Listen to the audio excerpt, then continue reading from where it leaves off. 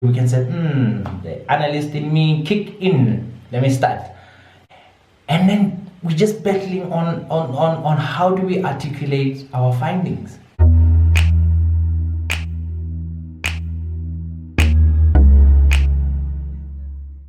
What we have to do for this week is something that I've also been grappling with. Let's say, for instance, we just woke up, we kicked up that procrastination, and we are ready to start rolling. First thing else that we can do, we can say, the analyst in me kick in. Let me start. And then we start, we get our data right, we get our graphs going, and then we're just battling on how do we articulate our findings. We're sitting there, and then we are battling. We got this blank screen in front of us, and the audience is out there. For a lack of a better word, I call that writer's block for analysts. Writer's block for analysts is something else that I personally went through, where I would get my writings, but I don't know how to articulate or how to send it out to other people to read it as powerfully as I would present it myself. And we as analysts will go like, oh guys, I'm now presenting in OPCOM. I'm now busy with OPCOM, which is Operational Committee presentations. And we would go there and then present a slide or two, depending on how significant your finding is. The funny thing is, all the people that are in there, because they're a different type of people, by the time that you present, they're already a little bit, tired, by lack of a better word. They would want a write-up a day or a week before the meeting. And that's where the writer's block comes in, because we would have the findings, but we just don't know how to make the write-up that makes the impact if we are not there. So what we have done is we would create what I call complex PowerPoint presentations. Our presentation was not as simple as a normal PowerPoint presentation with a slide with a graph and then a little commentary at the bottom, a slide title at the top. We never used to do that. We would, where the slide title goes in, we will create a so what of a slide, meaning, so why should the executive read your slide? And top there, you would smash up everything else and say the sales has went up because of 1, 2, 3, 4, 5, and make it small font so that he can say, this looks quite interesting, let me read the rest of the slide. And the slide won't just have one graph, it will be like 3 or 4 graphs cramped up together, and then you'll have some commentary. But our commentary was not like normal sentences. It was like point after point after point. It was like fact after fact after fact. Because you say sales went up, productivity is up, trading days are down, a new marketing campaign, Facebook impressions have gone up. This is why we are out on dispersals. Something like that. That was something else that we can send out. But the problem is that is not what the guys wanted. The guys wanted a story that they can read, that they can relate to.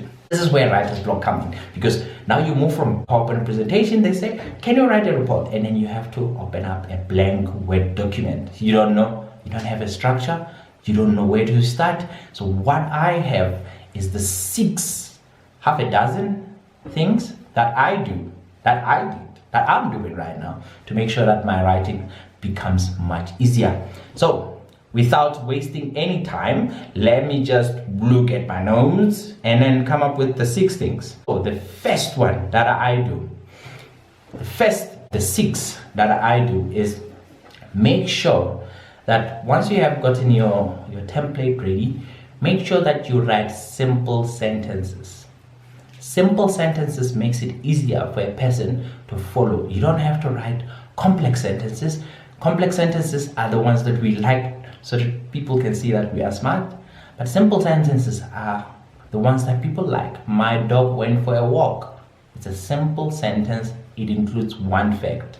Complex sentences are the one that includes more than one fact. My dog, Tiger, the dog, the brown one, the champion, is the one that I took out yesterday for a walk. Too many facts. I know my dog's name. I know the color of my dog. I know he's the champion. I know it's too many facts in one sentence. Try to make one fact per sentence. I took my dog out for a walk. It's a simple sentence, one fact. The more you include the facts, which is what I used to do in my PowerPoint presentations, it's not the same way that you write when you make a report for somebody else to read a day before the meeting. They want simple sentences and they can follow. on your sentences. Simple sentences make it easier for you to link them up. Simple sentences can either be long or short sentences. My second one means run away from long sentences and use what? Short sentences. My dog went out for a walk. Simple. While long sentences, you can actually do a very, very long sentences. My dog went out for a walk, slowly jumping, happy, whatever. It's a very, very long sentences, and somebody else can easily get lost within the sentence. You can go, oh, I got long for that. Okay, what was I reading again? Let me start from the top. Okay, I don't understand this writing. In order for me not to get trapped in that, I don't like reading long sentences. I like reading short sentences. I'm not gonna say long sentences. It's if a sentence goes to the second line, it's long. No, you know what you want to articulate. Make sure that you articulate in a short manner. If you have to include and or but or while, then you must know there before the but or the and or the while or meanwhile or therefore, put a full stop. Start a new sentence. My number 3 part of the 6 that we're going to present is you must have context in your paragraphs. Make sure that you make the reader aware that you are discussing only one point, one fact, not one fact, but one thing in a paragraph. So when you write your paragraph, you get short sentences, they're quite simple, but make sure that that paragraph, that group of sentences, that paragraph explain one thing. If you're explaining the impact of sales, make sure that you only talk about the impact of sales. Don't include marketing into the paragraphs about sales. Talk about sales until you are done. Then once you are done, go to the next paragraph and talk about marketing. And once you are done, create your conclusion and talk about marketing and sales together. Don't mash them all up. I try not to mash them all up into one sentence. Now you into one paragraph. Now you're creating a complex paragraph, which is not going to be easy for somebody else to read it. Simple paragraphs, simple sentences, simple paragraphs, and create context in your paragraph. That's my number 3. My number 4th one is try to include, which is something else that you don't have to, but I really, really love it when I read books like that has got intro and outros in a paragraph. Like, say for instance, I'm going to be talking about sales in paragraph 1, and I'm going to be talking about marketing on the next paragraph. What I could do is, as soon as I'm done with the sentences in the first paragraph, I will include a sentence that introduces the next paragraph. So I would say, sales has gone up, but all of this we owe to marketing. And then you stop there. In the next paragraph, marketing spend is in line with whatever is happening, blah, blah, blah, blah.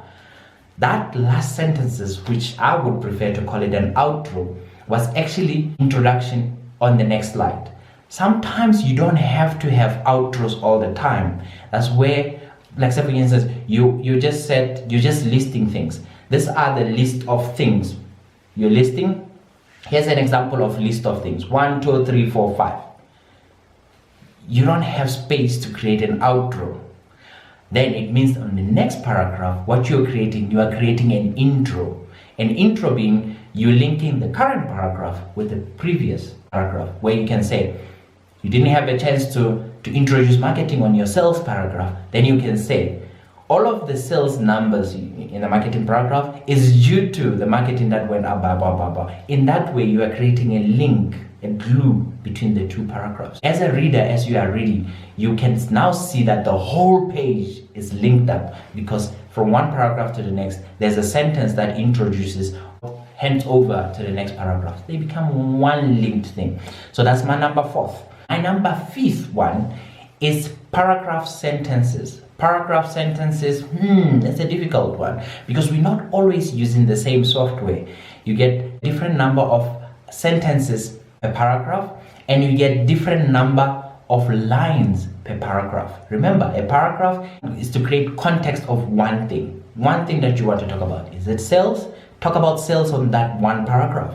But the problem is, you can create as many, my advice is I write as many sentences as possible. But my paragraph length, I remember my high school English teachers many years ago, but the lessons are still here with me. They used to say, try to make your paragraphs to be between 5 to 9 lines. 5 to 9 lines is the right way that your eyes don't tend to say, oh, it's a long write-up. I mean, 5 to 9 lines, you can scale it and say, okay, I can go through this.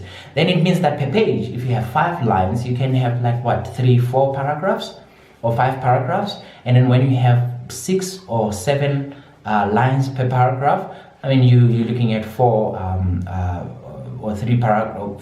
paragraphs, then it looks, easy to manage. Even up to 6 paragraphs, you can still squeeze in one page. You don't necessarily have to have graphs in your write-ups to make your statement or your findings to have more meanings. Actually, I like to read where there's no graphs at all. You can actually embed the numbers in your writing. You don't have to say 1%. You can just write 21% like a normal, put it in words and make it like a beautiful novel that somebody else will just read a novel and not get bored. But before you know it, they are reading this thing like a bedtime story, but they're understanding the numbers that you are presenting in a nice write-up article. That's the number 5th thing is your paragraph sentences. Another thing about paragraph sentences, while we're still on it, is your paragraph sentences vary depending on the software, the font and the font type and all of those that you chose. If you have highlighting, you have double lines or symbol line, multiple lines, all that funny, nice things that you want to put in. But what I would suggest is if you send out a report, try to make sure that the receiving end gets it the same way as you send it. My all-time favorite way of sending reports is through PDF. If I have 5 lines, I know when I send it over, you will see 5 lines. Unlike when I send it over Outlook, when you have a minimized screen, the 5 lines now look like 8 lines. When you have on full screen, my 5 lines tend to be 3 lines. And they're like, oh, what a lazy person. He's making 2-line paragraphs. Why can't he just mesh it all up together? And it's not that I was lazy. The person's screen, he chose minimum font or minimum size. I get penalized for it. So to make sure that nothing leaves my desk or my workstation and goes somewhere else and looks different, I try to make sure that it's standardized. I send it in a PDF format, 5 lines, 5 lines becomes 5 lines. The sentences don't change. They become as they are. It doesn't matter where you send it. Number 6th one. The last one is the one that we normally do. I normally do when we listen to people. You can hear filler words. Kinda, dude, yes, like that. Those filler words that we normally say most of the time. That sometimes after listening to a person, after a few or 3 conversations, you go like, he says a lot of and or Joe. All of that can actually spill into your writing without you knowing it. This lady Gabby, she was quite good. She a writing expert in the university. She sent her thesis for marking, and the supervisor came back and told her about the words. He says, oh, you like saying this and that and that. Everything else is this and that and that. You don't want to do that, but you do that without knowing it. It's one of the advices that she gave me to say, try to send your writing to somebody else to pick up word frequency. Those filler words that you write, kanda all the time, kanda, or although, everything else that you start with, although, there are different synonyms for although. Just right click on, I like to use word processor. Right click on your favorite word processor, whether it's doc or whatever. Look for a synonym. Once you realize that you write too many although, write for a synonym. Choose another one. There. Same meaning, but different words. Word frequency can really actually create some boredom to your reader. Another word frequency that I like to actually pay particular attention to is within a paragraph. I like to check how many times do I start a sentence with the same word. I don't think it becomes right to start all your sentences with one word. The. It's like a broken record. The. I don't like to do that. So what I do is after I do all the write-ups, I go back Well, I'm that particular. I go back and I check how many times did I write there in this paragraph. 1, 2, 3, 4, 5. Okay, this has to be changed. It has to be I. Or you swap the words around. When I said I thought, you can swap them around. Thought I don't know, whatever makes sense to you. But try to swap things around. Where you had past tense, try to make it, interesting in a way.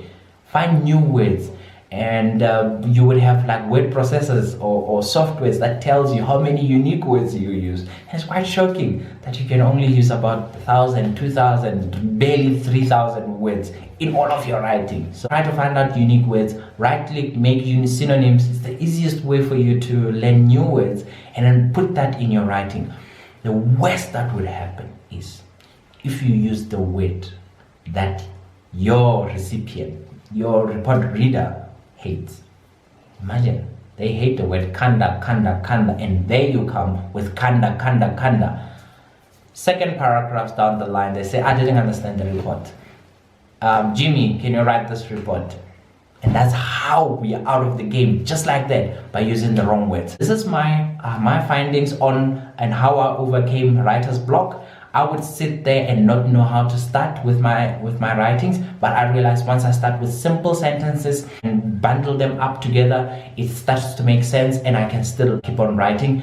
My thinking process when I do my writing is the same way as I would talk. I would start to ask myself the questions: what, so what, then what? What, so what, then what?